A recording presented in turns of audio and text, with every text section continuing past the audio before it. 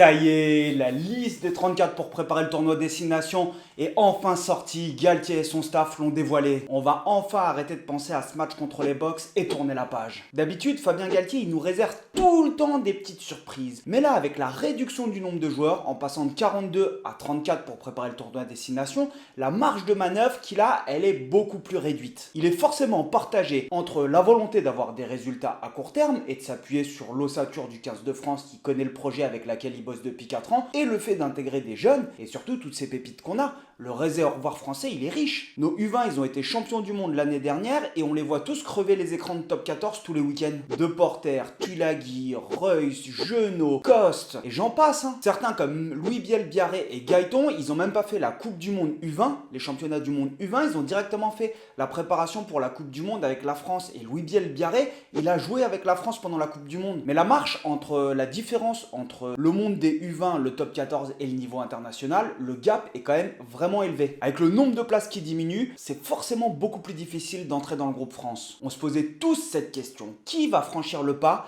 et passer avec la grande équipe de France? On va analyser cette liste ensemble et se détendre avant le début de la compétition. Et pour cela, j'ai la solution pour vous. J'ai récemment découvert un jeu mobile et PC gratuit avec des graphismes juste incroyables. Raid Shadow Legends. Dans ce jeu, il y a plus de 800 champions uniques à collectionner. Et surtout, ce que je préfère, c'est le gameplay tactique. C'est pourquoi je vais vous présenter deux champions qui, pour moi, sont ceux que vous devez ajouter à votre collection. Georgie the Breaker, c'est un des champions les plus frappants. C'est un casseur de ligne à la mère fou. Ses compétences vont lui permettre d'ignorer tous les buffs de protection disponibles et sa statistique d'attaque est déjà supérieure à 1600. Georgie the Breaker, c'est le champion qu'il te faut. Mon deuxième champion est une championne et c'est Tatura Raimahide. Elle excelle à placer des buffs précieux et à protéger ton équipe. À l'occasion des fêtes de fin d'année, Raid Shadow Legends a dévoilé un énorme cadeau, la Cité Maudite. L'une des plus grandes nouveautés de Raid depuis la Doom Tower, avec 100 étapes à compléter. Si vous n'avez pas encore téléchargé ou commencé à jouer à Raid Shadow, qu'attendez-vous? Vous pourrez obtenir des bonus incroyables disponibles uniquement pour vous. Vous aurez la chance d'obtenir avec mon lien deux champions épiques, pas un, mais deux à la fois. Le premier est Lightsworn, un champion épique très puissant de l'ordre sacré. Son kit vous permet de maintenir une équipe en vie grâce à un buff d'augmentation de la défense et une compétence de réanimation à la mort. Et le second, Juliana, qui devient épique après le niveau 15. Une championne et tueuse de boss de l'ordre sacré. C'est une guerrière de type attaque, possédant ainsi l'affinité magique, très puissante contre les ennemis avec affinité. Une fois que vous aurez commencé le jeu et éliminé vos ennemis, retrouvez-moi sous le nom de Up Rugby,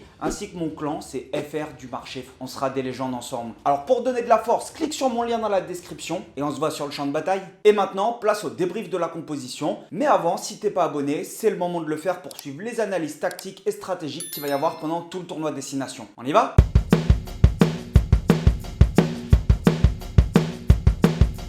Je vais vous présenter les joueurs de la liste en fonction du ranking qui m'est propre. Évidemment, c'est très personnel, c'est-à-dire que Galtier va avoir son propre ranking. Moi, je vais les classer par poste en fonction du ranking que je leur attribue. Sur la première ligne, on pouvait légitimement supposer que Galtier, il allait partir avec 3 gauchers, 3 talons et 3 droitiers. Et la question des joueurs se posait parce qu'il y en a beaucoup qui ont été déçus de la prestation des finisseurs de la première ligne contre les Box en quart de finale. On a explosé comme du popcorn en mêlée. Ok, c'est les Box en face. Ok, on avait des blessés. Mais quand même, est-ce que les joueurs, ils allaient garder la confiance du sélectionneur? On commence avec les gauchers. À gauche, alors évidemment, le taulier, c'est Cyril Bay. Je pense que personne ne peut le contester à l'heure actuelle. C'est un gros porteur de ballon, qui a une très très bonne tenue en mêlée, et surtout qui est à l'aise ballon en main, c'est-à-dire qu'il est capable de faire beaucoup de passes après contact, qui fait énormément vivre le ballon. Il t'assure une continuité dans le jeu et ça c'est quand même très bon pour un pilier. On n'en a pas tant que ça en France, des manipulateurs piliers. Dans le ranking, en second pour moi c'est Reda Wardy, toujours Reda Wardy. Il est double champion d'Europe avec La Rochelle, a une bonne tenue en mêlée et quand il a le ballon c'est un gros porteur de ballon. En revanche, l'image que j'ai de lui, et c'est malheureux pour lui et je pense qu'on est un petit peu tous pareils,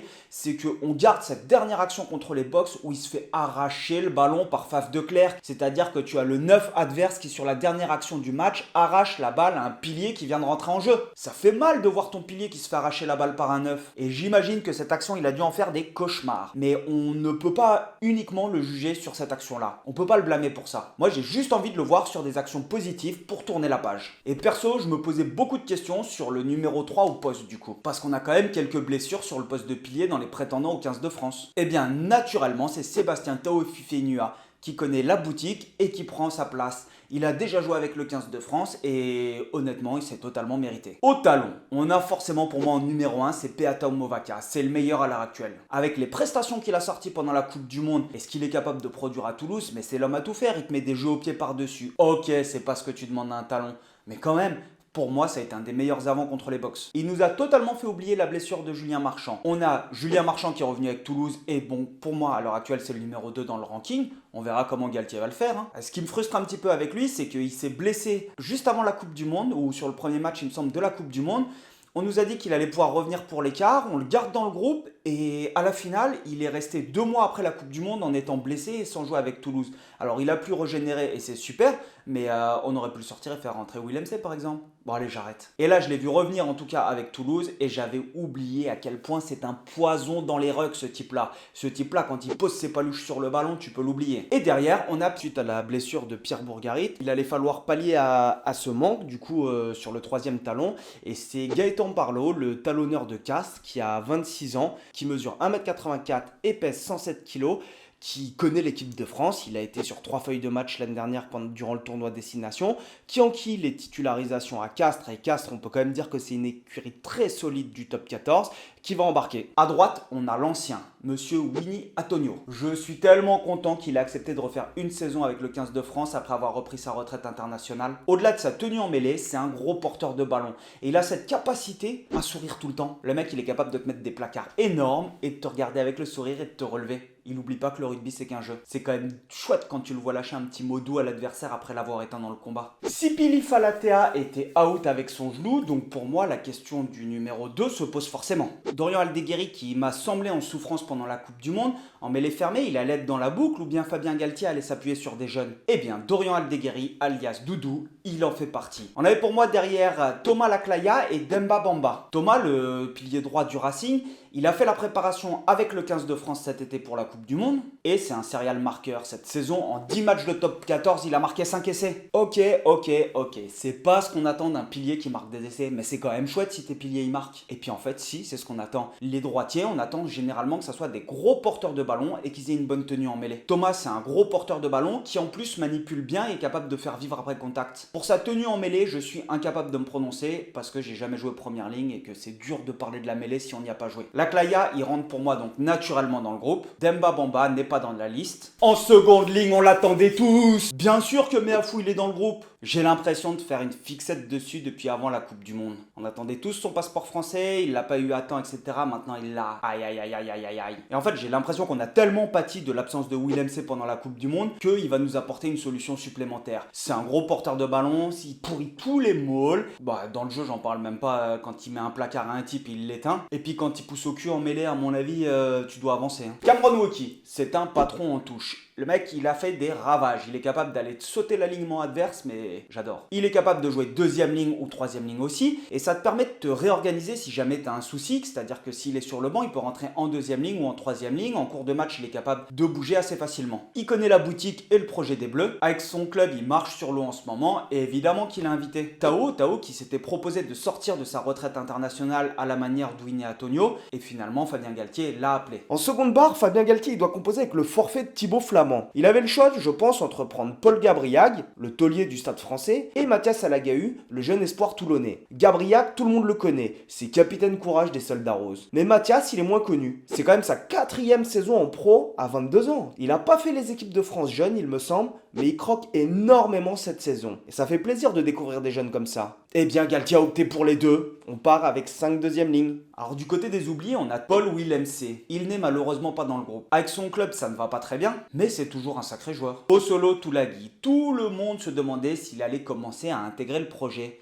Eh bien, t'as tellement l'impression qu'il domine tout le monde en top 14 que je ne voyais pas pourquoi il serait pas appelé. Eh bien, je me suis totalement planté. Fabien Galtier ne compte pas sur lui pour le moment. Il l'a jugé, je pense, trop juste. En 3e ligne, commençons d'abord par les valeurs sûres. Pour moi, on a Jelonche, le plaqueur infatigable que tout le monde connaît. Ok, next. Aldrit en fer de lance. Ok, next. François Cross, un gros combattant aguerri du 15 de France. Il est bel et bien présent. Next. Et le grand Charles, il s'est pris une petite pause juste avant les sélections et il est bien présent. On a Paul Boudéan Boudéan, est-ce qu'il allait rentrer ou pas? Et pour moi, ça penchait en fait en fonction de si tu prenais un 3/4 de plus, et notamment un centre ailier en plus, ou pas. En troisième ligne, on a le plaisir de voir Esteban Abadi qui débarque dans la boucle. Le troisième ligne, elle, ou centre de Brive, recruté à l'intersaison par Toulon, il est juste énorme en touche. C'est l'un des meilleurs contreurs du championnat. Et donc, qui rejoignent le groupe, bah moi ça me choque pas, au contraire. On a Johan Tanga on se posait la question de savoir s'il allait être invité, pas invité, etc.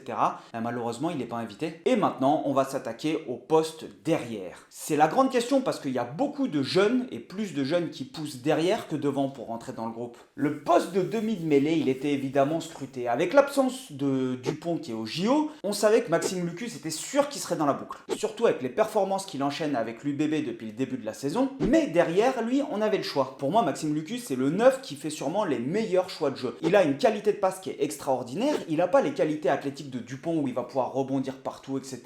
Par contre, la qualité de sa passe, sa vision tactique et les choix de jeu qu'ils font en font pour moi le meilleur neuf le meilleur neuf en fait du championnat tout simplement. Oui, t'as des neufs comme Declercq ou Dupont qui eux sont capables, même s'ils font un mauvais choix, de s'en sortir en rebondissant sur les types, en partant à gauche, à droite, etc. Mais le fait que Maxime Lucus a un jeu au pied et une passe qui est millimétrée, avec des bons choix tactiques à chaque fois, et ben ça offre d'autres opportunités. Nolan Le Garec, il marche sur l'eau en ce moment avec le Racing. Avec son club, ils sont premiers du championnat de France et évidemment il a joué quasiment tous les matchs. Pour le moment, il compte qu'une feuille de match avec l'équipe de France, c'était en Italie l'année dernière, là où on a failli perdre le match, et il n'est pas rentré en jeu. Il intègre tout simplement le groupe. Baptiste Couillou, je pense que les résultats de son équipe et les prestations de ses concurrents, ils l'ont fait sortir du groupe. Beaucoup de monde s'est posé la question de Baptiste Jeannot. Il fait des performances extraordinaires à Clermont. Le nombre de matchs qu'il a joué en 2 ans en top 14, c'est juste hallucinant. Il s'est malheureusement blessé. Et ça a mis un petit stop à sa série de matchs qui était vraiment impressionnante. Malheureusement, il fait pas partie de l'aventure. Fabien Galtier a décidé d'effectuer la bascule. Le numéro 1 au poste d'ouvreur à l'heure actuelle, il n'est plus à démontrer. Évidemment, c'est Mathieu Jalibert, depuis la blessure de Romain Tamac. Et je pense sincèrement que c'est son année avec Maxime Lucus. Ils vont aller loin en championnat et en équipe de France. Un nom à liquer ces dernières heures, c'est celui de Gibert. Le demi d'ouverture polyvalent du Racing, il est associé à la mêlée avec Le Garec chez les premiers du top 14. Il semblait être dans les petits papiers du sélectionneur. La charnière du Racing, de toute façon, elle est polyvalente. C'est un petit peu leur point fort à Le Garec et Gibert, c'est que les deux, ils peuvent jouer 9 ou 10. Eh bien, il entre dans la danse. Et Astoy, il en fait les frais. On pouvait s'attendre à voir débarquer le polyvalent 3/4 centre, ouvreur et ailier du Stade français de Paris, Léo Barré. Perso, j'aurais bien aimé le voir, mais malheureusement, il passe à la trappe. Pour Reus, je pense qu'il a été jugé encore trop juste. C'est un grand espoir, vous l'avez vu sur ma compo, celle que j'ai fait où je me suis fait insulter, mais c'est pas le moment, à mon grand désespoir. Au centre, on va évidemment retrouver les inamovibles Fickou et Danty. Danty, quand il est pas en équipe de France, on le sent, parce que c'est un gros puncher au centre du terrain, et même chose, il a cette capacité à contester les ballons. C'est un joueur dans le projet de jeu et le système de l'équipe de France, il est extraordinaire. Pour Fickou, c'est légèrement différent. Beaucoup de gens pensent qu'il a été un petit peu en dedans pendant la Coupe du Monde. Mais il faut relativiser, les centres, ce ne sont pas des joueurs qui vont être aussi exposés que d'autres profils comme les ailiers ou arrières qui vont pouvoir remonter des ballons ou des ouvreurs. D'ailleurs, j'envisage de faire une vidéo sur pourquoi est-ce que Danty sent moins en vue dans le 15 de France. Dis-moi dans les commentaires si ça t'intéresse parce qu'elle va me demander pas mal de taf de recherche pour que j'arrive à comparer avec les autres nations. Mais s'il n'y a personne qui la regarde, ça vaut pas le coup que je la fasse. Ensuite, se poser la question de savoir qui serait pris derrière. Galtier, est-ce qu'il allait prendre 3, 4 ou 5 centres avec des centres qui peuvent jouer à l'aile? Je vois pas comment il aurait pu en prendre que 3. C'est un poste centre où ça tape tellement fort et t'es tellement exposé au risque de blessure que t'es obligé d'avoir des options. Pas que je n'apprécie pas de voir Boudéan qui bascule au centre en plein match, mais je pense que t'as d'autres options. Yoram Moefana, lui, il marche sur l'eau avec l'UBB. Et ça, c'est une bonne nouvelle. Ses partenaires disent, et il me semble même que c'est Danty, que c'est le joueur qui a peut-être le plus d'explosivité et qui est le plus rapide. Il peut jouer au centre, à l'aile, c'est un sacré attaquant et un énorme défenseur. Donc ça laisse pour moi 2 centres qui peuvent aussi jouer aux ailes. Et c'est tout naturellement que Emilien Gaëton, le jeune de la section paloise qui crève les écrans et qui a fait la préparation à la Coupe du Monde, et dans la boucle. Personnellement, je vous avoue que je suis assez frustré de ne l'avoir vu qu'une seule fois en équipe de France en Écosse. J'aurais bien aimé le revoir, parce que sa prestation en Écosse, elle a été tout simplement exceptionnelle. On envoie une équipe soi-disant bis, où personne ne s'attend à ce qu'on fasse une grosse performance, et je crois qu'on mène 19-0 à la mi-temps. Bon, ok, il gagne le match derrière, on se fait éteindre en deuxième, mais la première, elle est excellente. Tout le monde l'attendait, c'est Nicolas Deporter. 21 ans, 1m94 pour 94 kg, il peut jouer soit au centre, ou soit on l'a déjà vu à l'aile. Il a commencé en quillet qualifié dans le top 14 en janvier dernier, il me semble. Il a joué évidemment avec les France U20 sur le tournoi Destination, champion du monde avec les France U20. Et là, il crève les écrans tout simplement cette année en top 14 à l'UBB. Sur 13 matchs entre la Champions Cup et le top 14, il a été titulaire 11 fois. Donc évidemment, je pense qu'en début de saison, il a dû profiter de l'absence notamment de Moefana. Mais là, il s'est taillé vraiment une part de lion en fait dans l'effectif de l'UBB. Et c'est juste royal de le voir enquiller. Tout le monde l'attendait. Il a mis 4 essais depuis le début de la saison. Et on a vraiment tous envie de voir ce qu'il va donner en équipe de France. Du côté des ailiers, il y a un joueur qui ne laisse pas l'ombre d'un doute, et vous le savez tous, c'est Damien Penaud. Un serial marqueur, alors lui il marche sur l'eau là depuis tout le temps, t'as l'impression. Il est capable, en fait tu sais pas quoi faire, tu lui donnes la balle et lui il va aller marquer en moulinant avec ses bras, en courant un petit peu partout avec le sourire. Louis Bielbiarré, qui a été propulsé du coup titulaire juste pour la Coupe du Monde avec les Bleus, il a déçu beaucoup de personnes en quart de finale contre les Box, notamment sur son jeu aérien.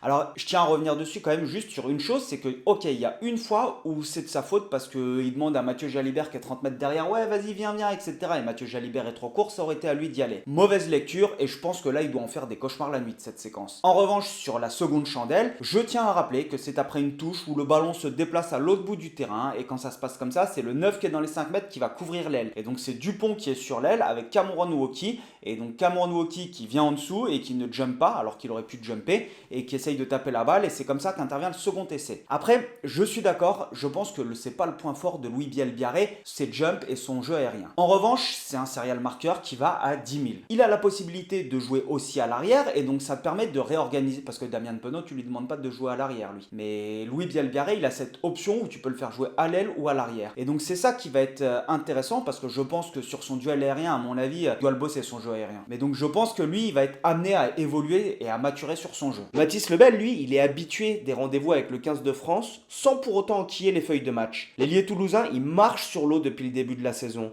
Auteur de 6 essais sur les 6 derniers matchs, il a tout pour réussir. Allez hop, c'est parti Lebel, dans le groupe. Gabien Villiers, il n'a malheureusement pas du tout enquillé pour la Coupe du Monde. Et on savait pas vraiment s'il allait embarquer dans l'avion. C'est un joueur que j'affectionne, même s'il est souvent critiqué pour le fait d'aller trop souvent à la mine, contester les rucks ou dans les rucks. Il est capable de te contester déjà beaucoup de ballons parce qu'il est ultra rapide pour venir poser ses mains sur le sol. Surtout, il a cette capacité d'anticipation pour savoir quand est-ce qu'il doit contester ou ne pas contester. Mais au-delà de ça, pour moi, c'est un leader d'exemple. C'est-à-dire que tu as un mec comme ça à côté de toi sur le terrain, mais tu te gonfles comme ça et tu y vas avec lui. Tu vois un mec, il est haut comme ça, un petit chien de la casse, et qui te dit on y va, il commence à défoncer les types à côté de toi, ben t'as qu'une envie, c'est de le suivre. Et bien Galtier là a décidé de se passer de lui. À l'arrière, on a l'inamovible Thomas Ramos qui lui a mis du temps à s'installer en 15 de France. En revanche, depuis qu'il est installé, il n'y a plus personne qui moufte, je pense qu'il a mis tout le monde d'accord. Et de l'autre côté, Melvin Jaminet en dernier joueur, qui lui, après son passage à Toulouse qui n'a pas été au top, il se relance à Toulon et il fait des belles perfs à Toulon. Et donc Galtier l'a convoqué. Cette liste, elle nous permet de retrouver nos joueurs, de basculer sur le tournoi Destination